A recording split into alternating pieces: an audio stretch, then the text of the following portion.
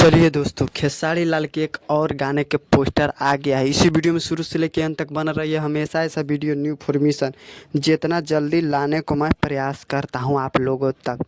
खेसारी लाल के गाना का पोस्टर है जिस गाना के नाम है रूमलिया। रूमलिया ये गाना तो भोजपुरी इंडस्ट्री में तहलका बवाल मचा के रख देते हैं। तो बात करिए इस गाना कब आएगा, तो इसी वीडियो में हमेशा रहिए। हम हमेशा ऐसा जितना जल्दी लाने के लिए मैं आप लोगों तक प्रयास करता हूँ। खेसारी लाल के गाना है जिस गाना के नाम है रूमलिया। रूमलिया इस गाने की बात करें तो ये गाने को लिखे हैं टुनटुन यादव और संगीत दिए हैं आर.एस. शर्मा।